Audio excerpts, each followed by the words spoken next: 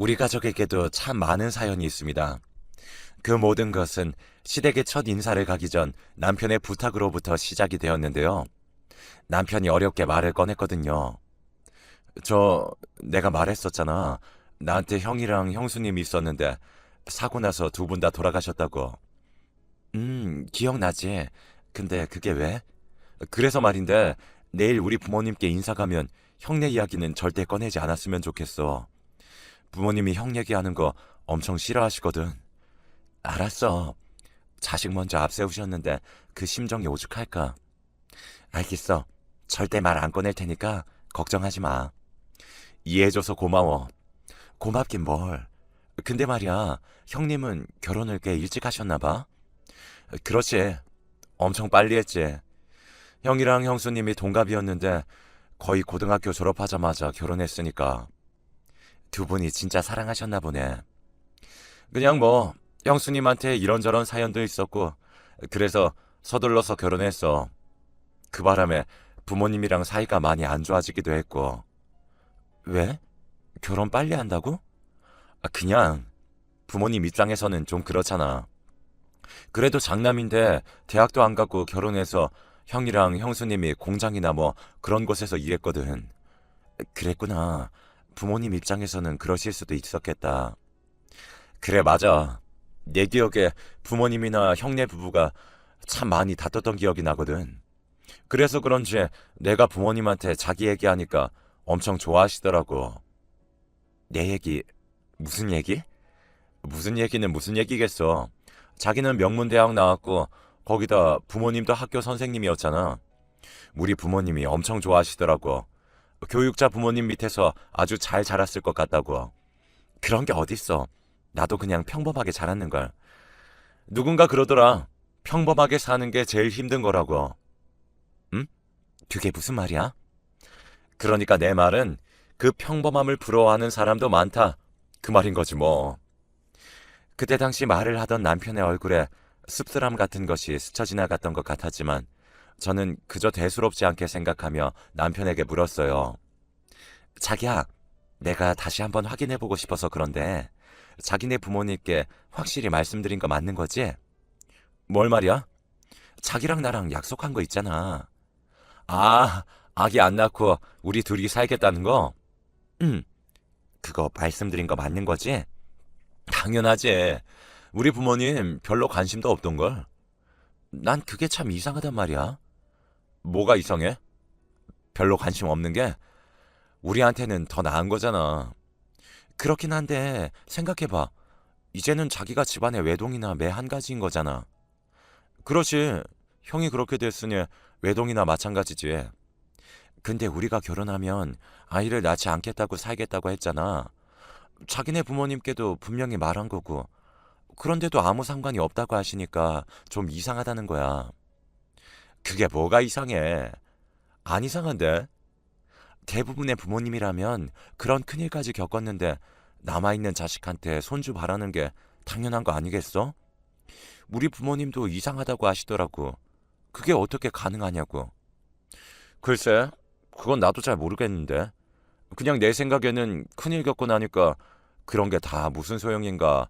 뭐 그런 거 같기도 하고 그냥 다 내려놓으신 것 같아. 아무튼 우리 부모님은 우리 둘만 잘 살면 아무 상관없대. 남편이 아무렇지도 않게 말을 했습니다. 그런 남편을 보면 이상하긴 했지만 너무나 담담하게 말하는 남편을 보며 저는 그냥 넘기고 말았어요. 그렇게 다음날 시댁에 인사를 드리러 갔는데요. 시부모님께서 너무나 반갑게 맞아주셨습니다. 거기다 식탁 위에는 맛있는 음식들이 한가득 차려져 있었어요. 식사를 하는 내내 시어머님께서는 같은 말만 되풀이하셨어요.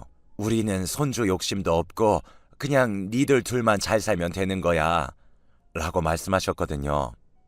시부모님께 직접 그 말을 들으니 더 안심이 되었기에 저도 마음 놓고 식사를 할 수 있었어요.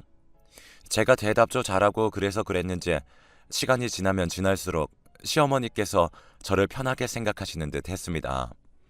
내가 우리 아들한테 들어보니 애를 안 낳고 살 거라고 하더구나. 네, 요즘 애들 키우는 게 보통 일이 아니더라고요. 그냥 우리 둘이 살고 싶습니다.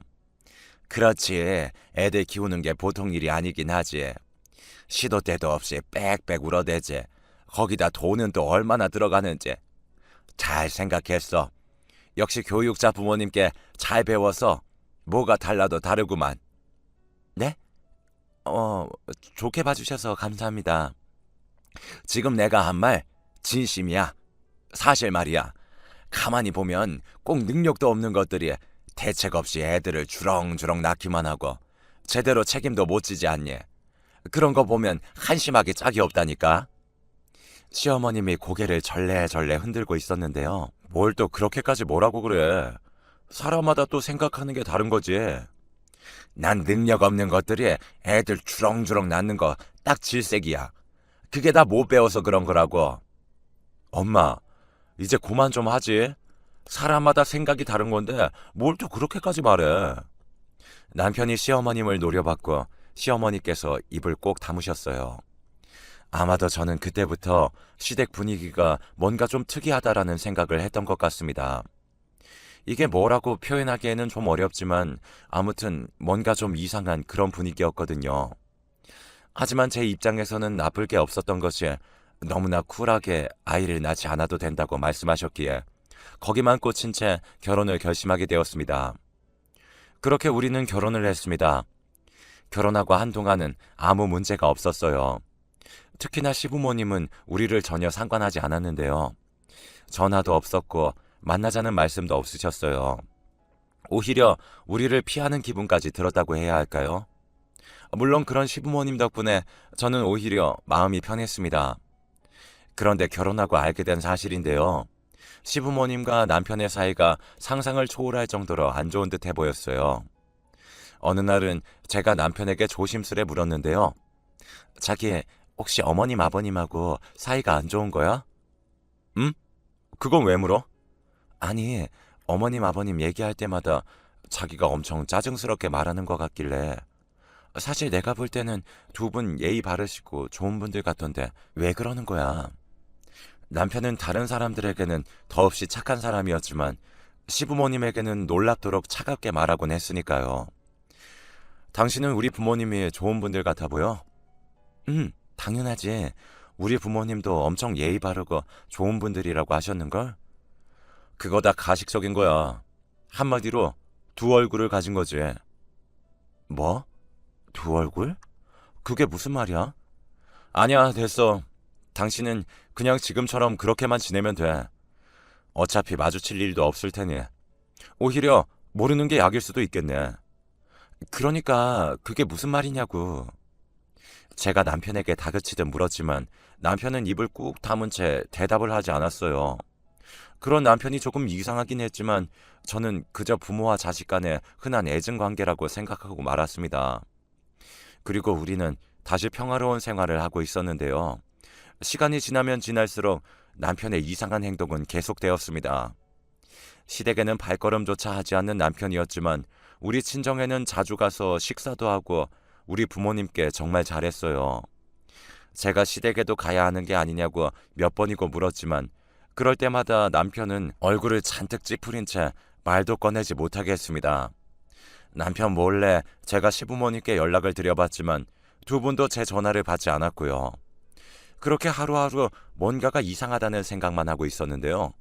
시간이 가면 갈수록 남편의 알 수 없는 행동들이 눈에 들어오기 시작했어요. 가령 이런 것들이었어요. 토요일 아침만 되면 남편이 운동을 한다며 운동복 차림으로 나가곤 했어요. 남편 말로는 결혼 전부터 해오던 습관이라면서 이해해달라고 했거든요. 아침 일찍 나가서 오후 2~3시가 되면 집에 들어왔기에 크게 신경 쓰지 않고 있었어요. 그러던 어느 날 정말 기가 막힌 일이 일어났습니다. 자기는 어릴 때부터 친하게 지냈던 친구 은하가 있었습니다. 워낙 친한 친구였기에 1년에 몇 번씩 부부 동반으로 만나던 그런 친구였습니다. 그런데 그 친구 아버지가 의사신데요. 친구네 아버지는 정말 어렵게 의사가 되었다고 합니다. 그러다 보니 고아원이나 독거노인 분들을 위해 봉사활동 등을 참 많이 하시는 그런 분이세요. 어린 시절 워낙 어렵게 사셨기에 힘들게 사는 사람들을 항상 도와주시고는 하셨거든요. 옆에서 보고 있으면 굉장히 또 놀라울 정도인데요. 여기저기 기부도 참 많이 하시고 저도 많이 존경하는 그런 분이세요. 거기다 은하네 아버지는 봉사활동을 가족들과 함께 다니곤 했는데요. 은하 말에 따르면 아주 어릴 때부터 아버지를 따라 봉사활동을 다녔다고 했거든요. 그렇게 은하네 가족들은 봉사활동 다니는 걸 당연하다고 생각하는 그런 가족들입니다. 은하 말에 따르면 은하와 결혼하는 은하 남편도 봉사활동을 하면서 만났다고 했거든요. 은하네 아버지가 은하 남편을 보자마자 적극적으로 둘을 연결해줬다고 했으니까요. 아무튼 은하네 가족들은 지금도 한 달에 한두 번씩 봉사활동을 다니고 있습니다. 어느 날 은하에게 전화가 걸려왔습니다. 전화를 걸어온 은하는 이런저런 안부 인사로 시간을 끄는 듯 했는데 왠지 모르게 제 눈치를 보는 듯 했습니다. 은하야, 뭔데 그래? 너 지금 나한테 무슨 할 말이 있는 거지? 어, 그게 말이야.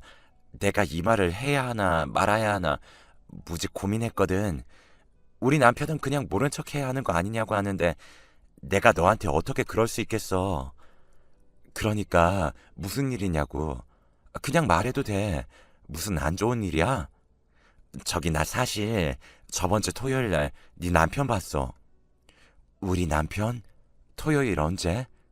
토요일 오전이었는데 처음에는 잘못 본 줄 알았거든? 혹시 그날 니네 남편 옷차림이 운동복 차림이지 않았어? 맞아. 우리 남편 토요일 오전에는 운동한다고 대부분 일찍 나가거든. 어디에서 봤어? 혹시 너도 운동하는 거야? 근데 이상하다. 너네 집하고 우리 집하고 거리가 꽤 멀지 않아? 설마 너 여기까지 운동하러 오는 거야? 뭐? 운동? 그러니까 너한테 운동하러 간다고 했다. 그 말인 거지? 그래서 운동복 차림이었구나. 아니, 그럼 네 말은 운동을 하러 간 게 아니라는 거네? 그게 말이야. 나 사실 그날 이상한 걸 봤어. 라며 은하가 기가 막힌 이야기를 꺼내기 시작했어요. 은하의 말을 대략 요약해보면 다음과 같았습니다. 그날은 은하네 아버지가 새로운 보육원으로 장소를 옮겨서 가족들과 함께 봉사활동을 갔다는데요. 봉사활동을 하고 집으로 돌아가려는데 저만치에서 왠지 낯익은 사람이 걸어오더랍니다. 그래도 처음에는 긴가민가해서 멍하게 바라봤다는데요. 자세히 봤더니 우리 남편이더랍니다. 그 순간 은하가 자기도 모르게 쓰고 있던 모자를 꾹 눌러 쓴 채 유심히 지켜봤다는데요. 다행히 남편은 은하를 못 알아봤다고 합니다. 남편이 남자아이와 여자아이 손을 꼭 붙잡은 채 얼굴에 미소가 가득했다고 했습니다. 그런데 아마도 남편이 애들을 보육원 안으로 들여보내고 가려는 모양에 어쩐지 애틋한 표정으로 아이들을 바라보고 있더랍니다. 그런 남편을 보며 여자아이가 눈물을 글썽이며 묻더라네요. 아빠, 다음 주에도 또 올 거지? 다음 주에는 피자 사줘? 라고 하더랍니다. 그 소리를 듣고 은하가 그 자리에 얼어붙어 버렸다는데요. 처음에는 잘못 들었을 거야 하는 생각으로 애써 부인하고 있었다고 하네요. 하지만 그 여자아이가 다시 한번 남편을 향해 큰 목소리로 말했다고 합니다. 아빠, 다음 주에 봐. 잘 가. 라고 말이죠. 한참 동안 말을 하던 은하가 제게 물었어요. 아무리 봐도 네 남편이 확실해. 물론 그날 우리 남편이 같이 안 가서 나 혼자 보긴 했는데 100% 아니 200% 확실해. 진짜 우리 남편 맞았어? 그리고 진짜 아빠라고 말했다고? 그렇다니까. 물론 내가 잘못 본 거였으면 좋겠는데 혹시 모르니까 네가 확인해봐야 하지 않을까 해서 말이야. 너 지금 정신 하나도 없겠지만 내가 보육원 이름 알려줄게. 라며 은하가 보육원 이름을 알려줬습니다. 은하가 말해주는 보육원 이름을 메모지에 적는데 손이 어찌나 떨리던지 메모지에 적힌 글자가 희미해 보이기까지 했어요. 그날 저녁 남편에게 물어볼까 하다가 문득 은하가 우선 증거가 필요하지 않겠냐며 다음 주에 같이 가자고 했던 생각이 났습니다. 그런 은하의 말에 제가 간신히 알았다고 대답을 하긴 했지만 어찌해야 하나 고민이 될 수밖에 없었어요. 그리고 드디어 토요일이 되었습니다. 자기야, 나 오늘 은하랑 약속이 있어서 지금 좀 나가볼게. 이렇게 일찍? 은하가 급한 일이 생겼다고 해서 말이야. 제가 아무렇지도 않은 듯 말을 하려고 했지만 왠지 모르게 허둥지둥 대고 있었고 남편이 그런 저를 이상하게 바라봤습니다. 잠시 후 아파트 주차장으로 내려갔는데 이미 은하가 와 있었어요. 얼른 타. 지금 이 상황에 네가 운전하는 건 좀 아닌 것 같아서 내가 차 가지고 왔어. 그래, 고마워. 근데 진짜 난 도무지 믿어지지가 않아. 네 말대로라면 우리 남편한테 애들이 있다는 거잖아. 그것도 둘씩이나. 네 남편이 확실했어. 우선은 분명히 애들한테 이번 주에도 온다고 했으니까 가서 지켜보자. 혹시 거기 보육원 사람들한테 물어보진 않았어? 그게 개인정보이기도 하고 그런 거 물어보기가 좀 그렇더라고. 우선 얼른 타. 니네 남편이랑 마주치면 안 되니까. 가면서 얘기하자. 은하의 말에 제가 얼떨결에 차에 올라탔습니다. 그리고 잠시 뒤에 은하가 말하던 보육원에 도착을 했어요. 은하와 제가 숨을 죽인 채 남편을 기다리고 있었는데요. 시간이 얼마나 지났을까요? 얼마 뒤에 정말로 남편의 차가 보육원으로 들어오는 게 아니겠습니까? 순간 숨이 안 쉬어질 정도로 큰 충격을 받았습니다. 지금껏 남편이 저를 속여왔다는 생각에 분노가 치밀어 올랐거든요. 잠깐만 더 기다려봐. 지금 확실한 증거가 필요하거든? 네 남편하고 애들 뒤를 따라가서 다른 소리 못하게 해야 해. 지금은 그냥 봉사활동하러 왔다고 하면 끝인 거잖아. 은하의 말에 제가 겨우 눈물을 삼키며 고개를 끄덕였어요. 남편은 한두 번 와본 것이 아닌 모양인지 모든 것이 자연스러웠는데요. 은하 말대로 곧 두 아이들을 데리고 차에 올라타는 게 보였어요. 은하와 제가 그 뒤를 따랐고요. 잠시 후 남편이 한 피자집으로 들어갔습니다. 멀리서 창문으로 바라보니 아이들과 피자를 시키고는 세상에서 가장 행복하다는 듯이 활짝 웃고 있더라고요. 제가 그런 남편에게 전화를 걸었습니다. 남편이 자리에서 일어나 구석으로 걸어가는 게 보였어요. 당신 지금 어디야? 내가 어디긴 어디야. 운동하러 나왔지. 그래? 운동하러 간다는 사람이 피자 가게에는 왜 있는 거야? 내가 어떻게 받아들여야 하는 거야? 당장 쫓아 들어가고 싶지만 애들 때문에 참고 있는 거니까 똑바로 말해. 뭐? 혹시 당신 지금 이 근처에 있는 거야? 그건 알 거 없고 당신이야말로 결혼 전에 아이라도 있었던 거야? 그 애들이 당신 보고 아빠라고 불렀다던데? 그게 말이야. 내가 집에 가서 다 설명을 할게. 진짜 그런 거 아니야. 왜? 평소에 봉사활동하면서 친해진 애들이라고 하려고? 아니야, 그런 거 진짜. 믿어줘. 결혼 전에 말했어야 하는데 다 내 잘못이야. 그럼 설마 진짜 당신 애들인 거야? 당신 이런 사람이었어? 이건 엄연히 사기 결혼이야. 내가 가만히 있을 것 같아?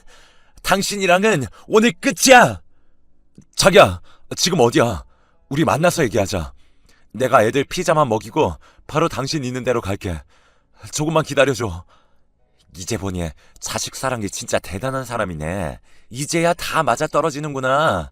그래서 내가 애를 낳지 말자고 했을 때 오히려 좋아했던 거구나.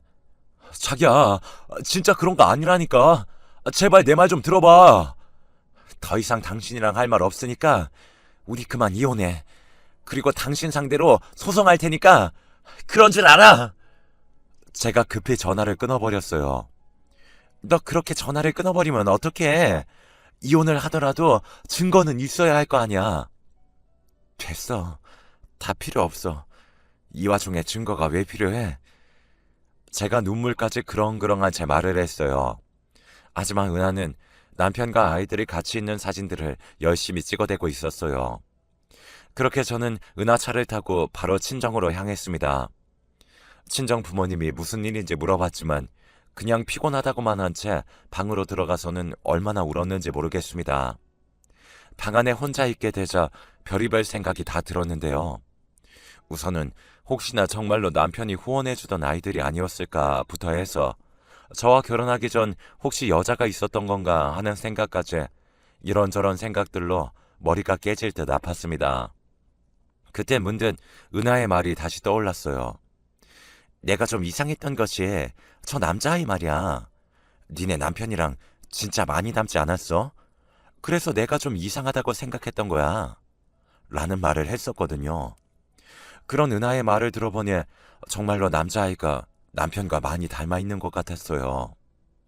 그렇게 한참을 눈물만 흘리고 있었는데 잠시 후 남편이 친정으로 온 듯 했어요. 밖에서 엄마와 남편이 말하는 소리가 들려왔거든요. 무슨 일 있는 건가? 아까부터 방에 틀어박혀서 나오지도 않고 있어. 죄송합니다. 오해가 좀 있었어요. 그래? 오해가 있으면 풀어야지. 라는 엄마의 목소리가 다시 들려왔고 제가 벌컥 문을 열고 밖으로 나왔어요. 오해? 무슨 오해? 진짜 뻔뻔하다. 그 남자애 말이야. 당신이랑 닮았던데? 오해는 무슨 오해야? 그거 당신이 오해하고 있는 거야. 우선 나랑 나가서 얘기 좀 하자. 당신한테 미리 말을 했어야 했는데 다 내 잘못이야. 다 필요 없으니까 당장 나가. 난 당신이랑 이혼할 거야. 어디 숨길 게 없어서 애를 숨기고 결혼할 수가 있어. 제가 집안이 떠내려가라 소리를 질렀습니다. 애? 뭐 애라니 그게 무슨 말이야? 아닙니다 장모님. 이 사람이 지금 오해를 좀 하고 있는 겁니다. 사실 그 애들 우리 형 아이들이야. 남편이 자포자기한 표정으로 그대로 주저앉아 버렸어요. 형 아이들이라니? 그게 무슨 말이야? 말 그대로야. 사실 우리 형하고 형수님이 혼전 임신으로 그렇게 빨리 결혼을 했었거든. 남편이 괴로운 듯 머리를 감싸 안으며 어쩔 줄을 몰라 했어요. 그 뒤 남편의 입에서 충격적인 이야기들이 터져 나왔습니다. 사실 형님 부부가 혼전 임신으로 급히 결혼을 했다고 합니다. 그런데 돌아가신 형님이 고아였다고 하네요. 그래서 시부모님이 끝까지 결혼을 반대했던 모양이었어요. 하지만 아주버님이 가족들의 반대를 끝까지 회피하고 형님과 결혼을 했고 말이죠. 그때 아주버님과 형님은 아들과 딸을 낳았고 나름 잘 살고 있었다는데요. 어느 날 시아버님 휴대폰으로 전화가 한 통 걸려왔다고 하네요. 아주버님과 형님이 교통사고가 나서 세상을 떠났다고 말이죠. 그렇게 하루아침에 조카들은 부모를 잃은 고아가 됐다는데요. 문제는 시부모님이 절대로 조카들을 키울 생각이 없다고 하셨답니다. 결국 그 문제로 인해 시부모님과 남편의 사이가 틀어졌던 거였고요. 남편은 그래도 조카인데 우리가 키워야 하는 게 맞다고 했지만 형님을 워낙 싫어했던 시부모님은 손주들을 보고 싶어 하지도 않았답니다. 이래서 사람 팔자가 중요한 거야. 파라. 쟤들도 지 엄마 팔자 닮아서 고아가 되지 않았니? 쟤들 데리고 있어 봐야 우리한테 좋을 거 하나 없다. 요즘은 고아원도 잘 되어 있어서 괜찮아. 엄마, 진짜 너무한 거 아니야? 아무리 그래도 할머니, 할아버지랑 삼촌이 있는데 고아원에서 보내는 건 좀 아니잖아. 몰라. 우리는 죽어도 못 키우니까 그런 줄 알아. 그럼 내가 키울게. 뭐? 네가 어떻게 키울 건데? 회사 다니는 네가 애들 데리고 살 거야? 무슨 수로 키울 건데? 라며 남편을 몰아세웠다고 하네요. 그렇게 결국 조카들은 보육원에 들어가게 되었답니다. 하지만 죄책감에 시달리던 남편은 조카들을 모른 척할 수 없었다고 합니다. 그래서 한 달에 몇 번씩 조카들을 보러 다녔다고 하네요. 문제는 저랑 결혼하게 되면서 조카들을 자주 볼 수가 없었기에 토요일마다 운동하다는 핑계로 보육원을 갔었던 거라고 합니다. 말을 하는 내내 남편이 눈물을 흘리고 있었어요. 정말 미안해. 당신한테 절대 부담 주기 싫어서 그랬어. 그리고 내가 키울 형편도 안 돼서 그냥 그렇게 챙겨주려고 했던 거야. 미리 말 못해서 진짜 미안해. 혹시나 그 문제 때문에 당신이 나랑 결혼 못한다고 하면 어쩌나 싶어서 차마 말을 꺼낼 수가 없었어. 진짜 기가 막혀서 말이 안 나온다. 가족들이 어쩌면 그럴 수가 있어? 난 당신이랑 시부모님이 날 속인 것보다 당신 조카들한테 그렇게 한 게 더 소름이 끼쳐. 정말 미안해. 나도 어떻게 할지 모르겠더라고. 처음에는 나도 데리고 오려고 했어. 근데 혼자 아이를 키울 자신도 없고 금전적인 문제도 있을 뿐더러 여러 가지 상황이 안 좋게 얽혀 있었어. 더 이상 당신이랑 말하고 싶지 않으니까 그만 가봐. 정말 미안해. 한 번만 용서해주면 안 될까? 남편이 눈물을 뚝뚝 흘리며 쫓겨나다시피 나갔습니다. 정말이지 기가 막히다 못해 심장이 벌렁거리더라고요. 사람들이 어쩌면 그럴 수가 있을까요? 그러면서 시부모님을 처음 만났을 때 했던 말들이 다시 생각났습니다. 꼭 능력 없는 것들이 애만 주렁주렁 낳는다는 말이요. 저뿐만 아니라 우리 부모님도 상당히 놀란 듯 얼굴이 사색이 되어 있었는데요. 우선은 그렇게 흥분할 게 아니라 김서방 입장도 생각해 줘야 할 것 같아. 입장? 무슨 입장? 생각해봐라. 남자 혼자, 그것도 총각 혼자 애 둘을 어떻게 돌볼 수 있었겠니? 그랬으니 우선 보육원에 보낸 거지. 엄마는 김서방 심정에 조금은 이해가 되기도 해. 그래도 지금껏 조카들을 계속 챙겨오긴 했잖니. 너무 그렇게 몰아붙이지 마. 근데 니네 시부모님은 정말 충격적이긴 하다. 그래도 손주인데 어떻게 그렇게 매몰차게 그럴 수가 있었을까? 그치 엄마 아빠. 나 지금 소름 끼친다니까. 그러게 말이야. 가만히 보면 사람이 제일 무서운 거야. 아무튼 넌 김서방 너무 나무라지 말고 대화로 잘 해결해. 근데 말이야. 엄마는 그 조카들이 너무 안쓰럽네. 하루아침에 부모 잃은 것도 딱할 판국에 할머니 할아버지까지 모른 척 한 거잖니. 그동안 애들 가르치면서 그런 아이들이 많이 있었잖아. 이게 참 안타까운 게 그런 아이들은 조금만 보듬어주고 관심을 가져주면 마치 선생님들이 세상의 전부인 양 따르곤 했거든. 그래서 맨날 우리 집에는 애들이 북적북적 했잖아. 엄마가 데리고 와서 밥도 해주고 옷도 사주고 그랬으니까. 그래 맞아. 솔직히 내가 해줄 수 있는 게 그거밖에 없었으니까. 그래서 그런지 엄마는 김서방 마음이 조금 이해가 되기도 해.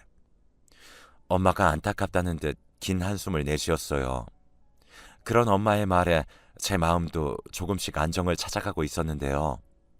우리 엄마 아빠는 제가 봐도 참 훌륭한 선생님이었으니까요. 저는 그런 부모님을 항상 자랑스럽게 생각하고 있었습니다. 그렇기에 시부모님 행동을 도무지 이해할 수 없었어요. 다음날 저는 남편과 이런저런 이야기를 나눴습니다.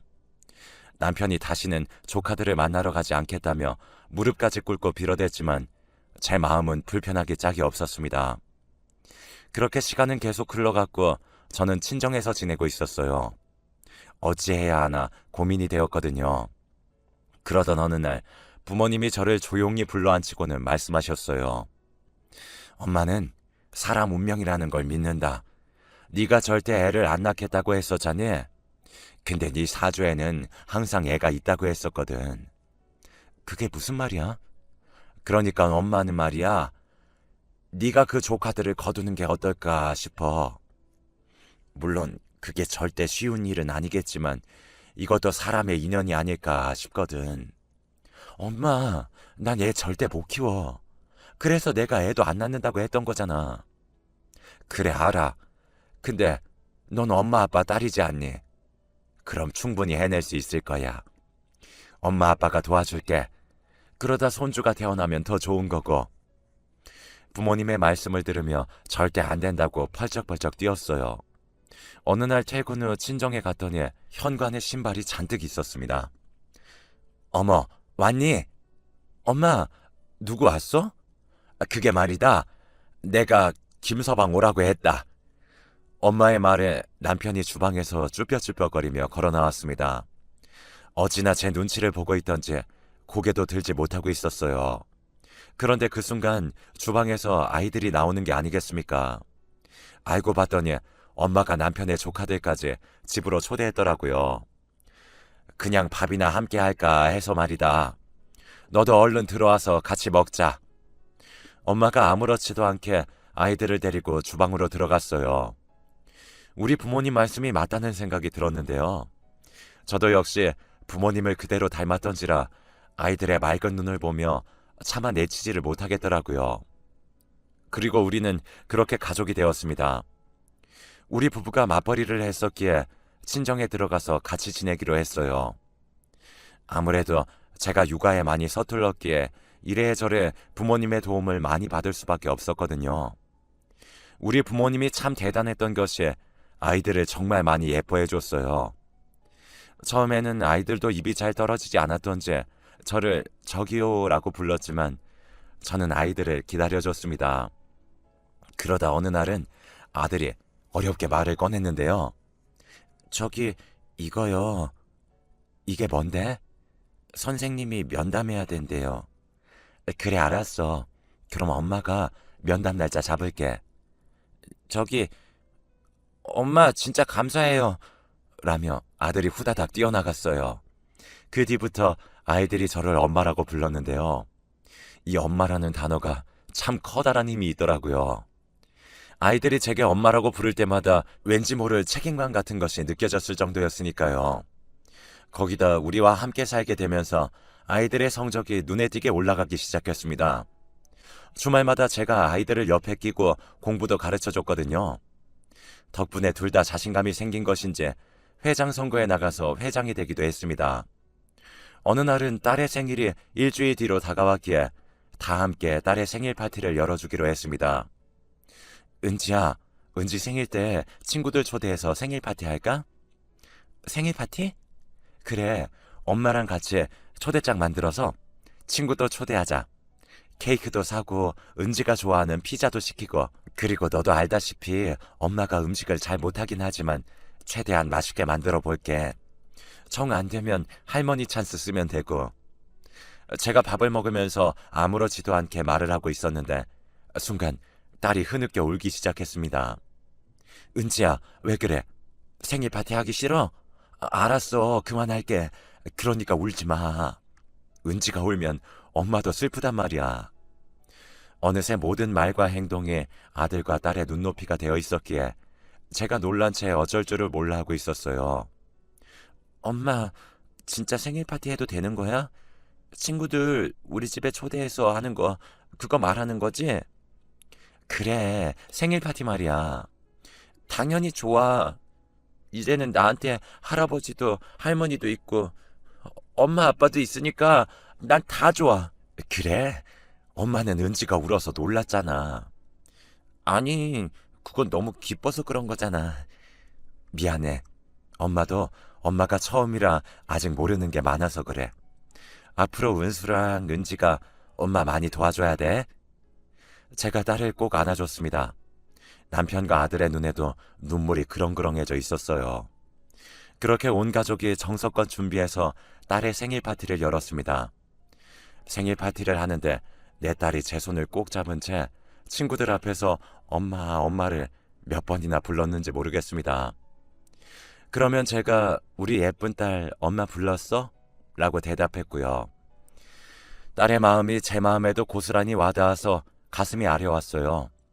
딸은 수시로 친구들에게 우리 엄마야, 우리 엄마 예쁘지? 라는 말도 했습니다.